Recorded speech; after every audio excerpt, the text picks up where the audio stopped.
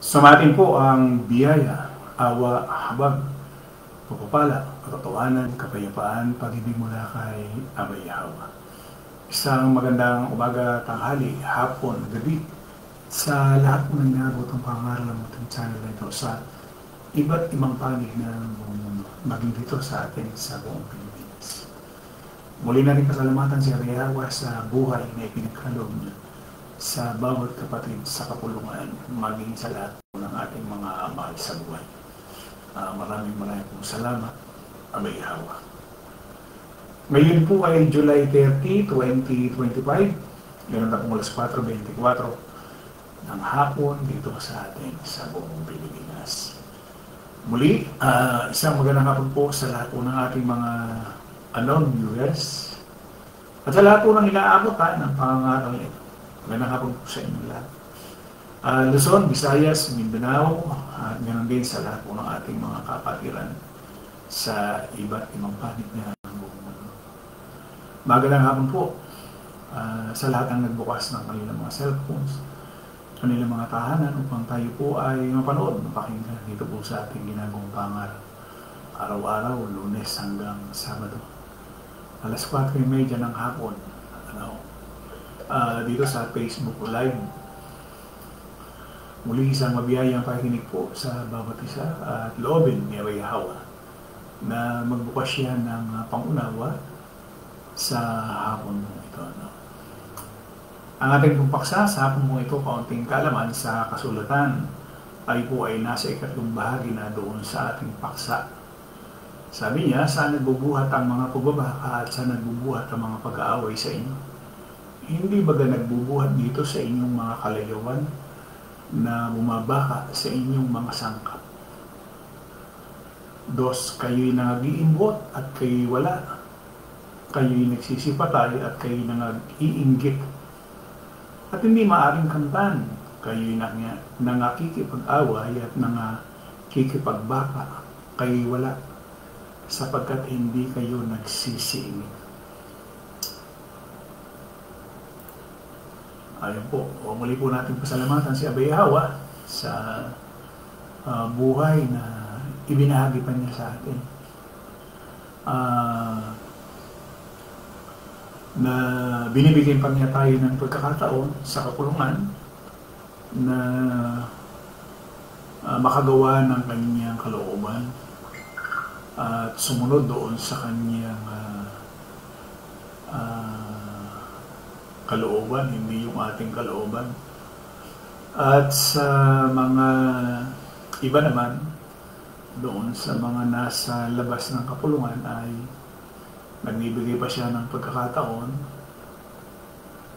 para makita, makapagsisi ang mga tao at magkaroon din ng pangakong buhay na wala hanggan. So, muli po, sa hapon po ito, nawa po ay patuloy na magbukas yan ng pangunawa sa bawat isa. Yun po ang pinakamahalaga sa lahat, yung maintindihan, maunawaan kung ano yung napapakinggan. Magandang hapon. Sister Ging Macara.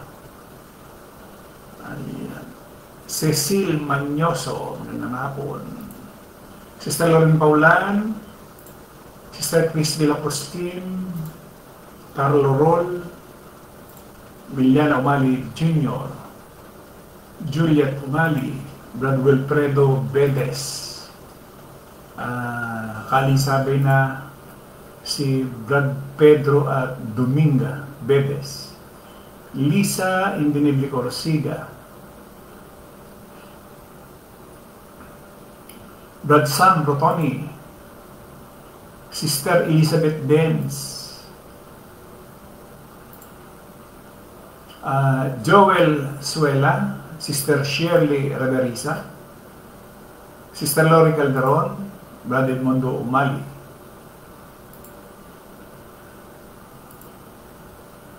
Sister Lolita Porsiga,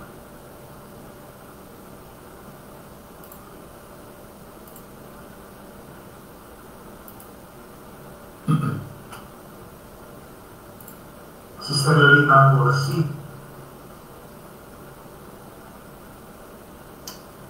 Jan Mercorsiga, Shirley Bandojo Abrera,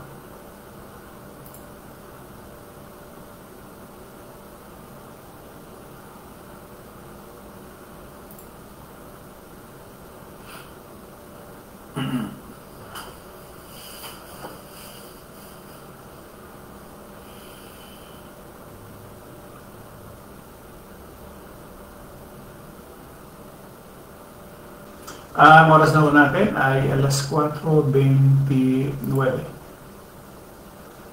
Ayan.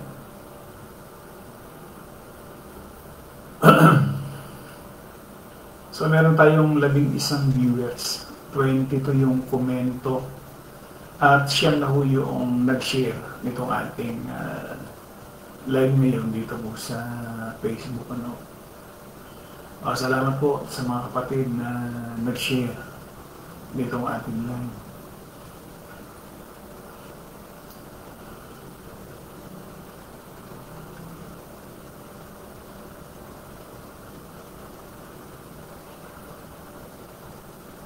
For 29 na.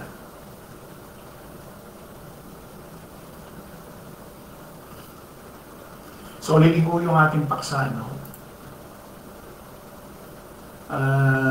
Uno na Santiago, 4-1 na Santiago. Saan nagbubuhat ang mga pagbabaka at saan nagbubuhat ang mga pag-aaway sa inyo?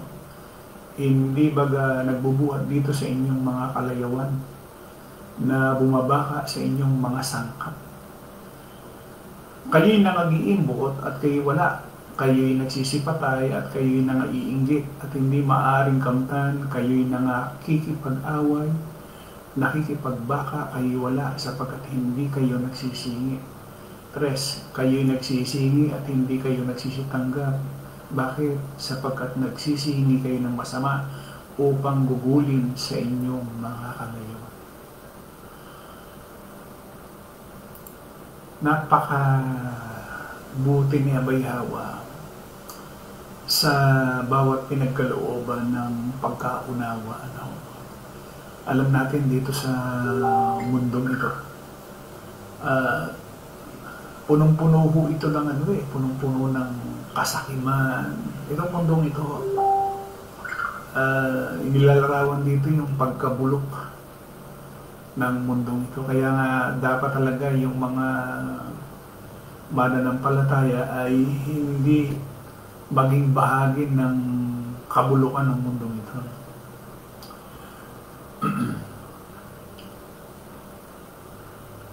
Brad Noli Tungkuwa, Sister Vivian Bando Mana, Brad Jesse Juarez,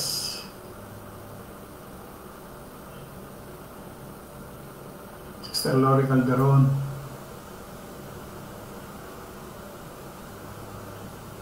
Sister Maria Victoria Morales,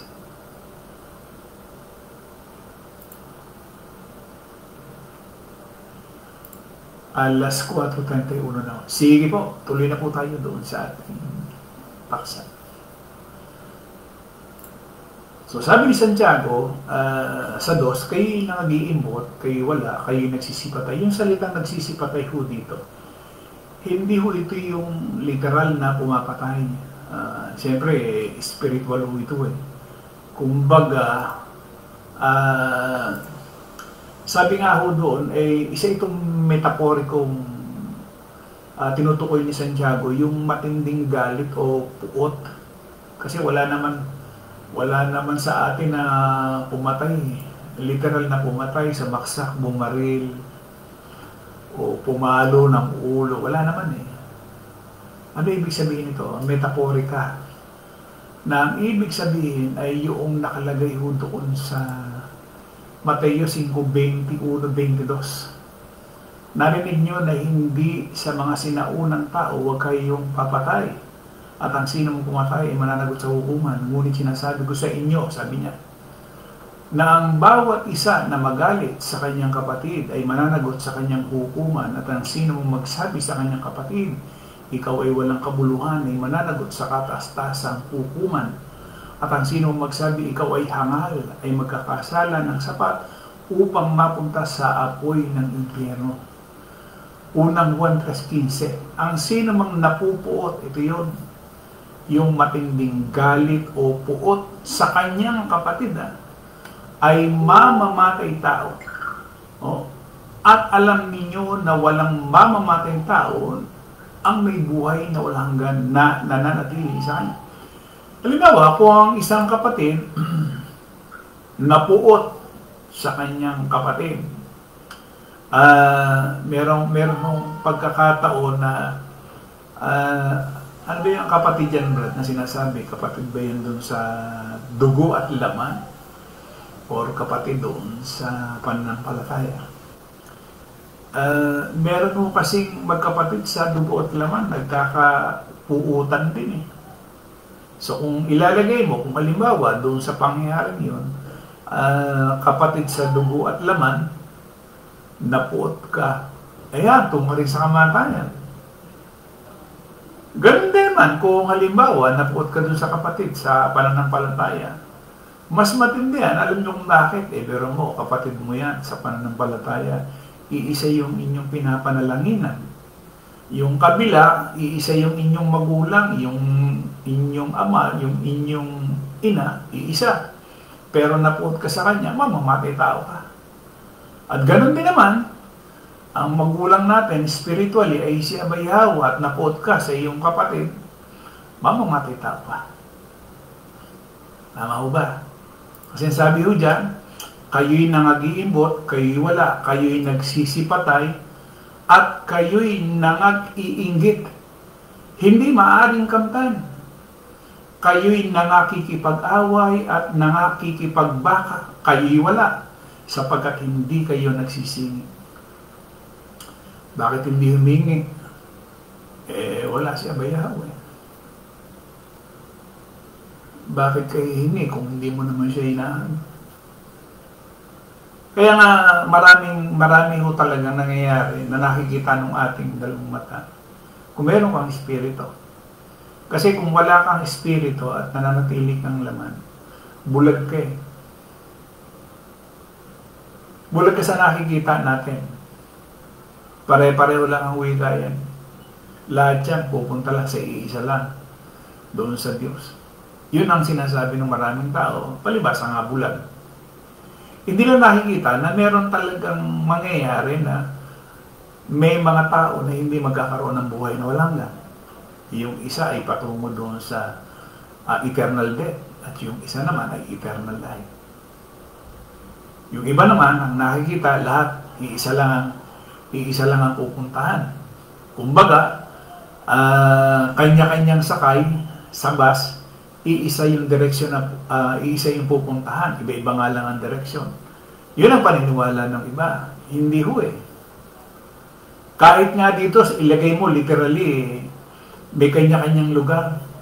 Iba yung lugar ng Luzon, iba yung lugar ng Visaya, iba yung Mindanao, yung Luzbin, Mindanao na tinatawag. Iba-iba. Iisa ba ang pinuntahan? Hindi naman. So, dapat hindi ganon. Kasi nga, pagka ganon yung pananaw natin, isa ka pa rin dun sa pagiging laman.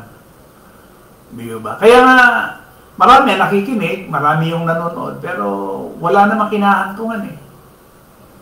Nananatili pa rin siyang laman. Nakikinig nga lang siya. Minsan, sa tagal ng panahon ng pakikinig nga, andun pa rin. Bakit hindi humingi? Wala siya bayaw eh. O kaya naman, humihingi, pero ginugugol doon sa kalayawan. Di ba? O. Yung salitang galit, puot, ito yung nagpapakita noong tao na pagpatay. Oo. Oo. So, yung nag-iimbot. Kaya pagka ikaw may pag-iimbot, ano ang nangyayari? Sabi dun sa Santiago 3:14, ngunit kung meron kang mapait na paninibugho at makasariling ambisyon sa iyong puso, huwag kang magmataas at magsinungaling laban sa katotohanan. Kaya yung salitang kaligtasan sa kasalanan, napakakipot po niya. Kumbaga, makipot yung daan patungo doon sa buhay. Doon sa kapahamakan, baluwag. So, nakita natin, yan ang ginagalawa ng mga reliyon. Masyadong maluwag. Miyo ba? So, tatandaan ho natin na kaya pala may pangyayari na humihingi, sabi dun sa tres, kayo'y nagsisingi at hindi kayo nagsisitanggap. Bakit humihingi na hindi naman tumatanggap? Kasi humihingi kayo na para gugulin doon sa kalayawan, doon sa mga kamunduhan. Alam niyo bang merong nananalangin? Ang panalangin niya ganito, Lord, patamain mo lang ako sa wedding or patamain mo ako sa loto. Yung mga tag-i-scatter, yung unausong laro ngayon sa panahon natin, ano ba ang bukang bibig na mga yan? Lord, payamanin mo ako. Ano dahilan? Para gugulin doon sa kalayawan. Kasi pagka yumaman ka na, masarap. Pero mo, ginugugol mo doon sa kalayawan. Pambababae, kung ikaw ay yung lalaki. Makabili ng magagandang mga iba't ibang uri ng sasakyan. Makabili ng mararangyang tahanan. At meron pang nanalangin na kung patatamahin siya sa loto, the other side naman, na magpapagawa siya ng simbahan, kapilya, para sa kuluguran ng Diyos. Ganun ba yun? Makita natin ang iba't ibang uri ng pananalangin. Iniisip kasi yun natin ng mga tao. Yung panalangin natin, ang iniisip po natin yung sarili nating kagustuhan. Tama ho? Wala namang nanalangin na ang ipinapanalangin niya ay yung kagustuhan ng iba. Ang panalangin niya, siyempre, natural, kaya ka nga nananalangin yung kagustuhan mo eh. Diba? Yung kagustuhan mo, ano ba yung mga kagustuhan ng tao? Kalimitan kasi ang number one na gusto ng tao, yung yaman. Yung pangyaman, maraming pera. Kasi nga naman, pag marami kang pera, marami kang gagawa eh. Marami kang mabibili, yung lahat ng nakikita mong magaganda, mapapunta sa iyo.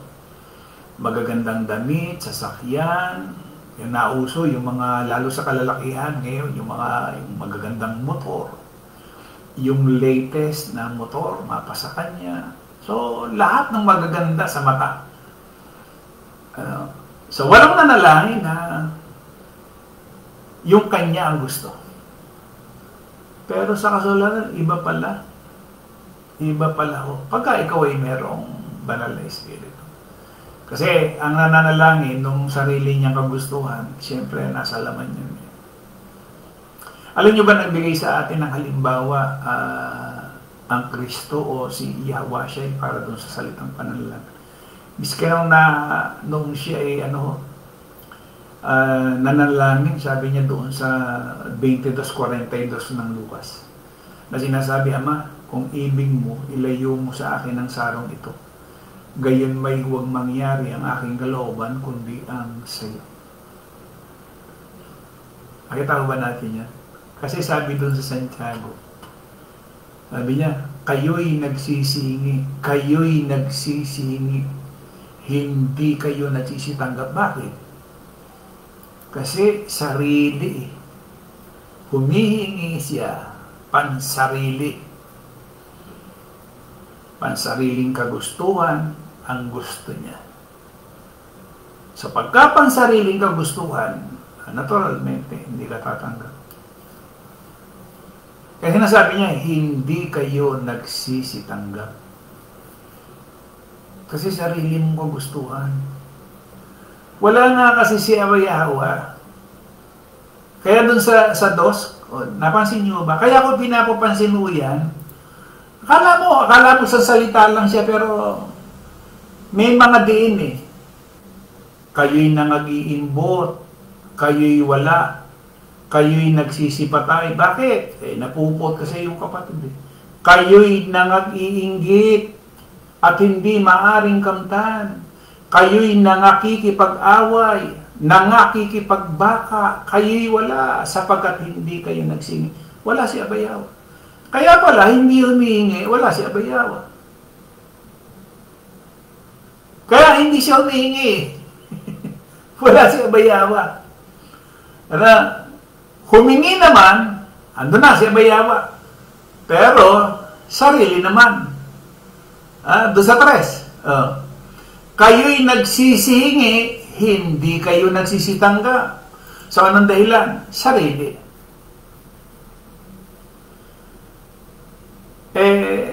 Meron pala na dapat mangyari, hindi pala yung ating sariling kalooban, kundi yung kanyang kalooban.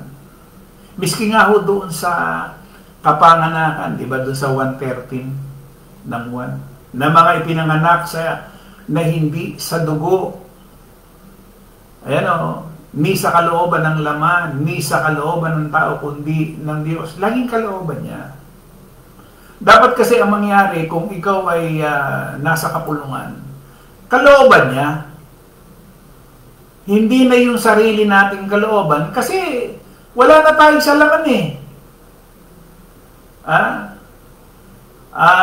Wala na tayo sa laman eh. Maganda itong ni Brad Jesse, komento. Pero bro, tinutupad ba ni Abayawa ang panalangin nila kahit nasa laman na sila? Hindi. Alam nyo ba yung nagiging hadlang? Paano kang pakikinggan ni Abayawa? Alam mo, nasa laman ka. Naturalmente, nasa laman ka eh. Ibig sabihin, gumagawa ka ng kasalanan. Ano nangyayari? Di ba sabi nga doon sa Isaias 59:2? Kundi pinaghihiwalay ng inyong mga kasamaan, kayo at ang inyong Diyos. Ang inyong mga kasalanan, siya nagpapakubli ng kanyang mukha sa inyo upang siya huwag makinig. Ngayon, ang tanong dito ni Brad, sabi niya, kahit nasa laman na sila, o nakatadhana talaga sa kanila na matupad iyon. Kasi marami sa laman ang nagdadasal at natutupad yun. Kaya marami ang nabulag sa mga ribulto o sa mga simbahan kasi doon sila nagdasal at natupad ang panalangin nila. Ginamit ba yan ni Abayawa? Lalo silang mabulag. Sakto. Akala ng marami, itsura lang yan ng pagtukso doon sa kay Yahawashi. Di ba sabi nung laman doon, nung diablo, nung Satanas? Sabi niya, ibibigay ko sa iyo ang lahat ng ito. Sambahin mo lamang ako. Ibig sabihin, sundin mo lang ako. Sabi nung laman sundin mo lang ako. Yung nakikita mo na yan. Hindi naman siya dinala sa isang napakatayog, mataas na lugar, taluktok. Hindi. Bakit kailangan pandalhin siya doon sa pinakamataas? Para lang ipakita. Di ba? Hindi ibig sabihin na nandun sila sa pinakatuktok. Hindi. Nakita niya yung panglamang aspeto na nangyayari ngayon. Nakita mo ba ang wika yan? Bibigay ko sa yan. Sambahin mo lamang ako. Sundin mo lamang ako. Sabi ng laman. Wala na sagot ng Kristo. Iisa lang ang sasambahin mo. Di ba? Pinalayo siya eh. Isa lang. Dapat ang susundin ay si Abayawa lang. Ang Diyos lamang. Hindi dapat yung laman. So, anong nangyari? Ayun, tama yung sinasabi mo nga eh. Nagdadasal sila sa mga ribulto. Niniisip nila natupad yung kanilang panalangin. Hindi nila alam na yun ay si Abayawa na rin ang may gawa. Para saan? O para mabulag na sila doon sa kanilang iniisip na yung panalangin nila nangyari, natupad. Pero hindi ho yan pagpapala, kundi yan ay sumpa. Tingnan ninyo. Di ba lahat po ng mga nasa mararangya, isa mayayaman, di ba ang kinauwian nila kamatayan? Una, nawala na si Abay Hawa sa kanila. Namuhay sila ng marangya sa mundong ito, sa buhay na ito. Iski sa relihiyon. Di ba? Namuhay sila na may karangyaan. Ang gaganda ng mga simbahan, ang gaganda ng kanilang mga mansyon. Pero yung dapat na mangyaring buhay na walang ganun, wala na sa kanila. Wala na. Kasi mahirap makapasok ang isang mayaman sa kanyang kaharian. Doon pa lang makikita na natin. May paghatol na si Abay Hawa. So inaakala ng marami na yung kanilang dasal doon sa mga rebulto nangyari, nagkaroon ng katuparan. Hindi nila alam na lahat yun si Abay Hawa may gawa. Alam niyo kung bakit? Kasi dito sa Pilipos, sabi niya doon sa 2:13, ito pala ang nangyayari sa atin. Sabi niya, sapagkat ang Diyos ang gumagawa sa inyo upang naisin ninyo at gawin ang kanyang mabuting layunin. Si Abay Hawa pala yung gumagawa sa atin, hindi tayo. Kaya nga, kung tayo inananalangin, hindi na pala yung atin. Hindi na. Kasi una, kung tayo meron ng espiritu, hindi nyo ba napansin? Tingnan ninyo. Kayo ba pagka nananalangin, tumitingala pa? O katulad ng ginagawa ng ABD na nakatuwad, yung posture nila katulad ng Muslim, nakatuwad. Maraming ganong manalangin ho eh. Nakatuwad, o kaya naman nakataas yung kamay, nakatingala sa langit. Ibig sabihin, pagka gano'n ng posture mo, wala si Abay Hawa talaga. Bakit ka na magtututuwad? Anong dahilan bakit ka tumutuwad? Anong dahilan bakit yung kamay mo nakataas sa taas? Yung iba nakatingala. Anong dahilan? Yan o ay sinyalis na wala talaga yung banal na espiritu. Alam niyo ba kung meron kang banal na espiritu na nasa iyo? Hindi mo kailangan yung ganyan. Meron mo naninirahan sa iyo yung pinapanalanginan mo. Sige nga. Ilagay nyo.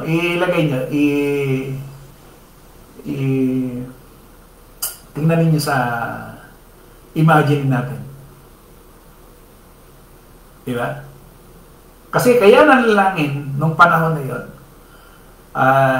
diba, minomostra pa nila yung sa 17 ng Juan, 1, 2, 3, tumingala, minomostra pa nila yan, ng mga religion, na nasa langit. Sabi paniniwala niya na ang Diyos nasa langit, hindi bumababa. Di ba? O katunayan, yun pala, katunayan na wala talaga pala ang banal na espiritu doon sa tao. Pagka ikaw, ang posture mo ay nananalangin ka, na nakataas ang kamay, nakatingala, nakatuwad, wala talaga yung banal na espiritu. Kung nasa iyo yung banal na espiritu, ano ang panalangin mo? Hindi ka na kailangang manalangin na nakataas, nakatingala. Okay? Nasa iyo na eh. Diba? May binigay na banal na espiritu para sa atin. Doon sa mga nasa kapulungan. Ha? Paano mangyayari? Na nananalangin ka na ang posture mo nakatingala. Wala ho yung banal na espiritu doon sa mga taong ganon. Di ba? Kung ang banal na espiritu ay nasa atin, kalooban mo na lang mangyari kasi nasa akin ka na eh. Nasa akin ka na. Bakit ako mananalangin nakatingala? Bakit ako mananalangin na yung aking kamay nakataas sa taas? Pagka ganun ang pananalangin mo, wala yung banal na Espiritu. Hindi nananahan sa iyo. Hindi ba? Kaya nga pinai-imagine ko paano kayo manalangin? Kasi ako kung manalangin, isa lang nauutal ko ibig sabihin, sinasabi ko lang kung ano yung kalooban mo po. Direkta.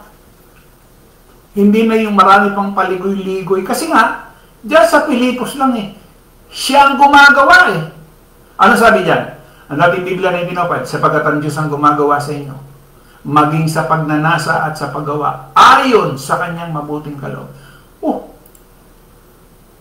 Bakit kinakailangan kong yung ginagawa ng mga Katoliko, lumalakad ng paluhod, magmula doon sa pintuan ng simbahan hanggang doon sa altar? Katunayan lang yan na wala sa kanila yung banal na Espiritu. Yung ginagawa ng mga pastor na nananalangin. Come Holy Spirit. Di ba? Wala yung banal na Espiritu. So, yung paksa natin, ano sinasabi niyan? Kayo'y nagsisingi, hindi kayo nagsisitanggap, sapagkat nagsisingi kayo ng masama. Para saan? Para upang gugulin sa inyong mga kalayuan. Kaya alam ko kaya pala ganito yung buhay ko. Kasi mahirap kapag ang isang tao dumami yung pera. Nakakakilabot. Masama bang maging mayaman, Brad? Minsan kasi yung hindi ka na nga mayaman, may dahilan pa para lumayo ka kay Abay Hawa. Hindi lalo na siguro kung ikaw ay naging mayaman. Kasi, nakita na natin sa reliyon, lahat lumayo kay Abay Hawa.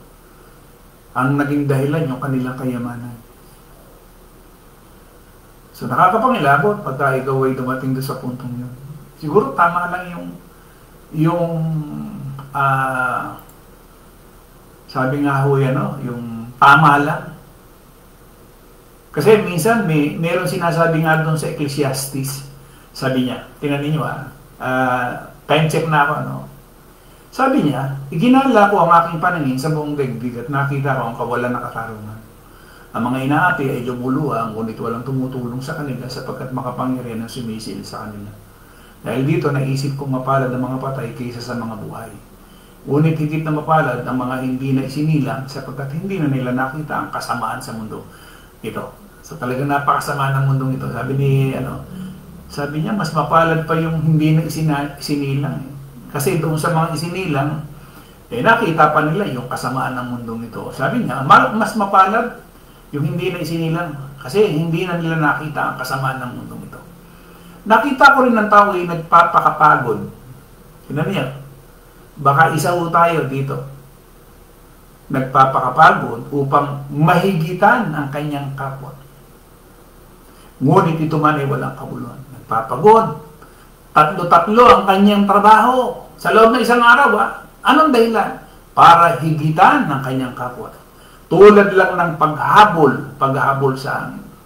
Sinasabi nilang mangmang lamang ang maghahalokip-kip ng kamay at magpapakamatay sa gutom.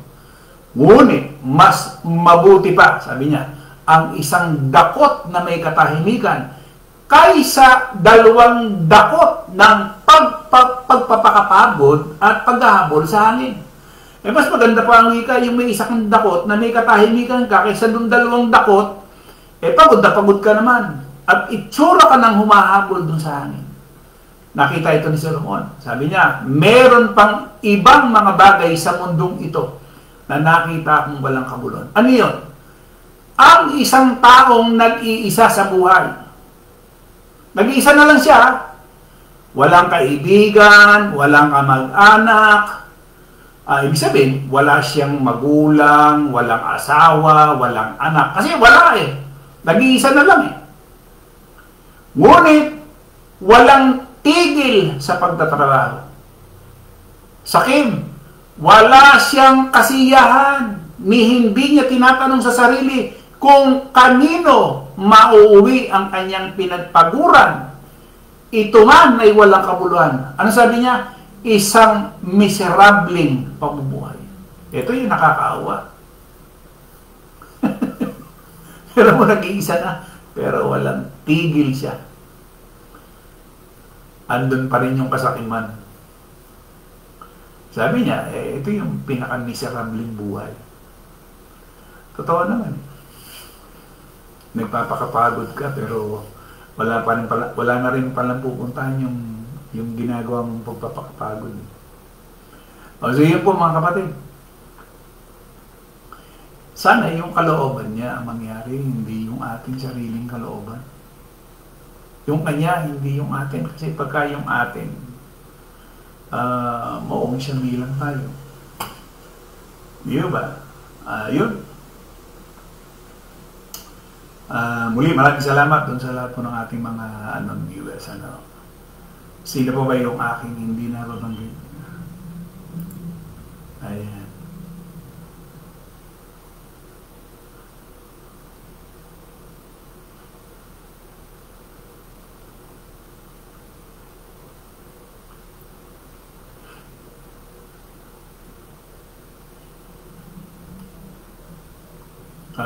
Sister Maria Victoria Morales, Melchor Pasis, Leonardo Corsiga, Jen Juarez,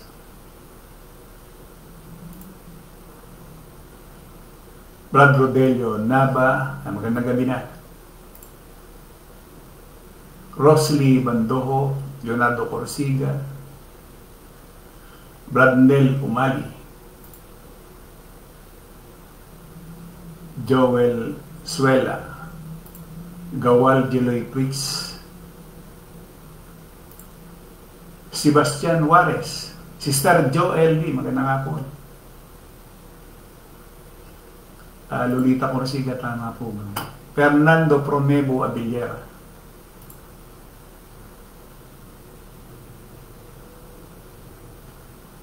Fortunato Juarez. Sister Vivian Bandongan, hindi sila nabulag kasi dati na silang bulag. Hindi nila inanap si Abayawa.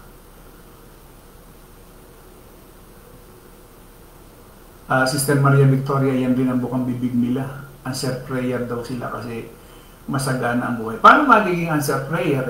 Yung kasalanan, ang hindi nga, yun na nakahadlang para hindi ka nga pakinggan. So, walang answer prayer. Na nangyari yan, na sinasabi nila.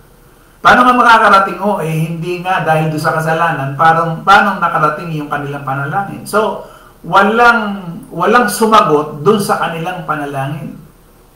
Tama ho? Ayan. Sister Chris Grisola. Nolitong kuwa, hinihingi ang laman ng himala para yumaman, lalo na kung nagninegosyo. Lahat walang nasa laman na hindi ang panalangin, siyempre, lagi niyan, pagyaman. Kasi iniisip ng marami, pagka mayaman ka, kaya mo nang bilhin lahat. Hindi ho totoo yun. Sabi niya, mas mahalaga daw ang buhay kaysa doon sa katawan. Mas maganda yung katawan, ano yun? Mas mahalaga daw ang buhay. Di ba? Kasi iniisip ng marami, pagka marami ka ng pera, mabibili mo na lahat. Hindi ho totoo yan. Kasi mabibili mo ba yung kapayapaan?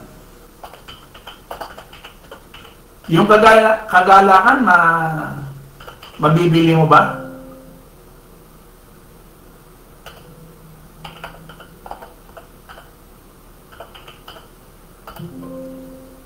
Mabibili mo ba yung maraming bagay na hindi kayang bilhin ng pera? Kaligtasan, hindi mabibili ho yan ng pera. Hindi ba?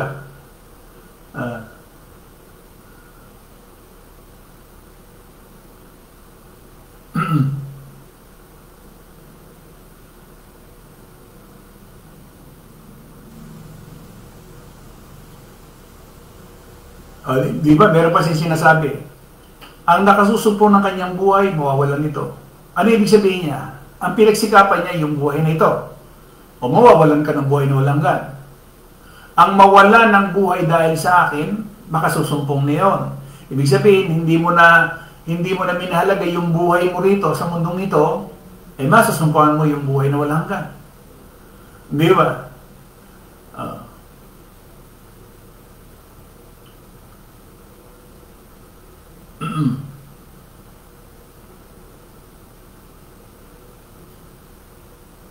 So, hindi kayang bilhin ng pera, siyempre, yung mga bagay na pang-spiritual. Hindi ba? Mahalaga ang pera, pero hindi lahat ng bagay na bibili. Kagalakan, kapayapaan, pag-ibig, hindi kaya. Di ba? O maraming nakikisama sa isang mayaman dahil dun sa pera, pero hindi dahil sa pag-ibig. Ibig sabihin, hindi lahat ng bagay na bibili ng pera.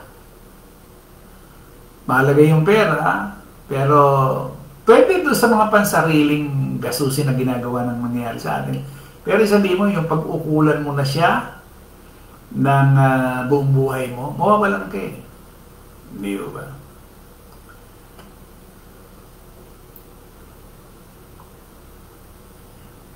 Teka.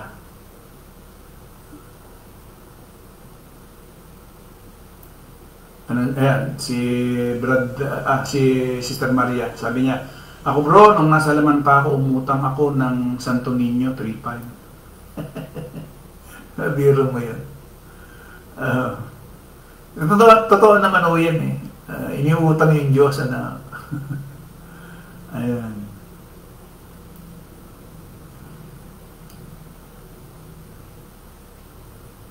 Sister Maria Victoria, ask ko lang po bro, pwede po ba magdasal kahit nakahiga? Salamat po. O tatandaan natin si Abay Hawa ay nananahan sa atin. Wala hong sinasabi kung ano kung nakaupo ka ba, kung ikaw ba ay nakaluhod, kung ikaw ba ay nakatuwad. Wala ho. Kasi ang mahalaga, kung siya ay nananahan sa atin, paano halimbawa, nagkaroon ka ng sakit, bedridden ka, hindi ka makaluhod, hindi ka makatayo, bedridden nga, paano gagawin mo sa pagdadasal? Ay siyempre, nakahiga ka. So, hindi ho yung kung ano yung gawi o galaw o tayo, ang mahalaga yung puso. Kasi andun sa puso, yan yung sentro, dyan nasa atin si Abay Hawa. Kung yung pusong yan marumi, hindi naman siya mananahan. So kahit na anong gawin mong panalangin, wala rin saysay. Kahit na ikaw ay nakahiga, kahit na ikaw ay nakatayo o nakaluhod, wala rin saysay. So kinakailangan yung puso na yan, nanahan dyan si Abay Hawa. Yun ang dapat. So sana ho, yung, ayan, ask ko lang bro, pwede po bang magdasal kahit nakahiga? Salamat po. Ayan. Tanong yan, in general, na baka mamaya may mga kapatid tayo na para bang kinakailangan ka lang nakauluhod or nakatayo or nakatuwad. Yo! Yung puso mahalaga dyan. Hindi doon sa nakikita. Kaya sinasabi doon sa unang Samuel, huwag mo kang wikang tingnan yung kanyang panlabas. Hindi naman siya tumitingin doon eh. Ang tinitingnan ni Abay Hawa yung puso. Sinasaliksik niya yung puso. Matatandaan natin na si Abay Hawa, yung kanyang kalooban na mangyari, hindi yung ating kalooban. Ayun. Rosely Bando, di Brad, may panalangin na huwag mong payaman at baka makalimutan mo siya. Kawikaan 30. Yung tama lang, kasi pwedeng maglayo talaga yan eh. Sabi niya doon sa 37 ng Kawikaan, dalawang bagay ang inihiling ko sa iyo, huwag mong ipagkait sa akin bago ako mamatay. Ilayo mo sa akin na walang kabuluhan at mga kasinungalingan, huwag mo akong bigyan ng kahit karalitaan o kayamanan man. Huwag yung kahirapan o yung maging mayaman man. Pakanin mo ako ng pagkain na kailangan ko. Sabihin yung tama lang. Meron bang kumain na kaya ba natin ubusin yung isang buong manok sa isang kainan? Napakahirap kainin ho yun. Yung tama lang. Yung tama lang na pangkain, kumbaga. Walang sobra, yung tama lang. Si Sir Maria Victoria, tama talaga, pag medyo umaangat ang isang tao, iba ang ugali, hindi na marunong kumilala sa relatives. Ano na ho yan? Pagka ang tao talagang umibig na sa salapi, ugat na yan ang lahat ng uri ng kasamaan. Wala nang kilalang kamag-anak yan. Wala na. Sariling-sarili lang yan. Kaya lang, hindi niya alam na ikaw na aling kukunin sa iyo sa gabing ito ang kaluluwa mo. Yung kayang pinagpagalan mo, kanino kaya mapupunta yan? Yun ang hindi niya naiisip. Nagpayaman. Walang kakilala.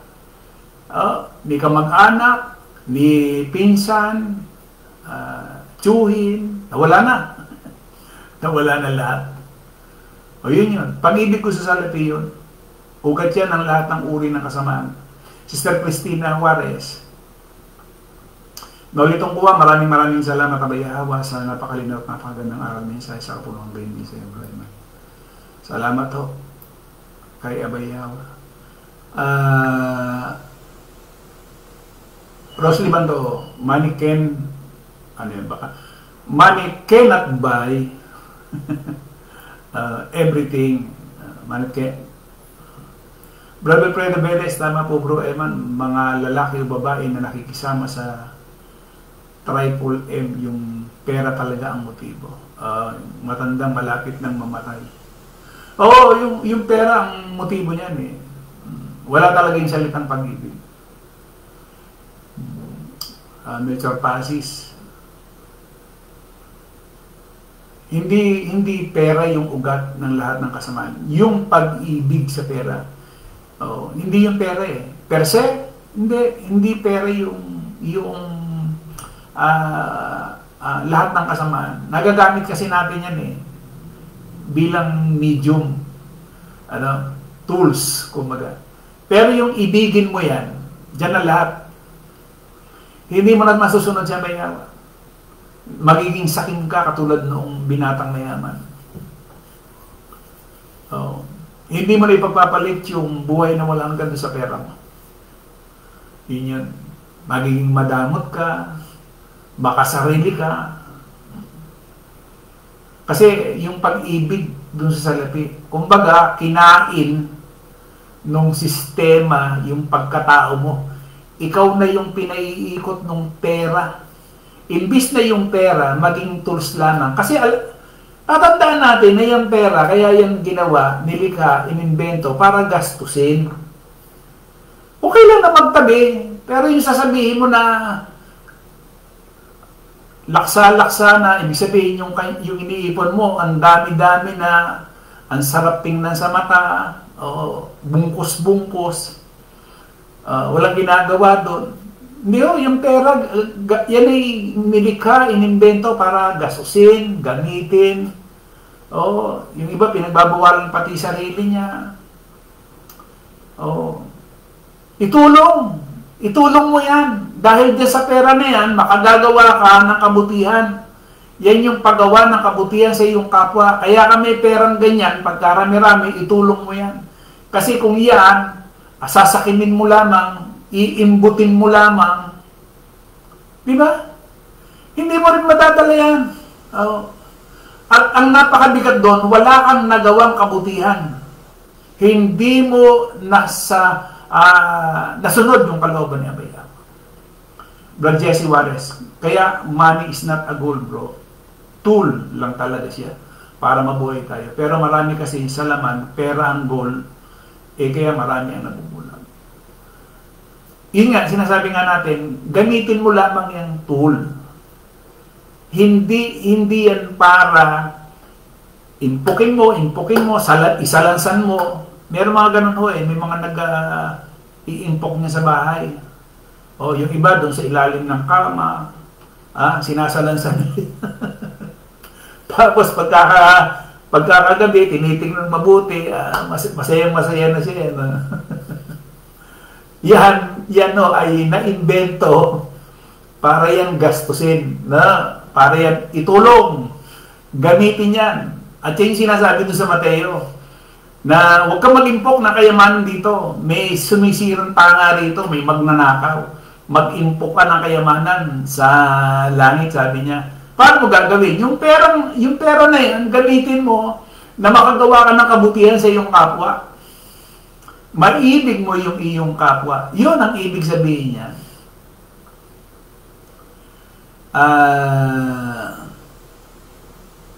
Ayan, Jen L. Juarez. Rosely Bando, tama Brad, ibigay sa mga nangangailangan, itulong sa kapwa. Yan! Ibigay natin doon sa nangangailangan. Minsan kasi, yung nakagisa natin, mali eh. Bakit kung kailan patay? At saka yung pagtulong, buhos.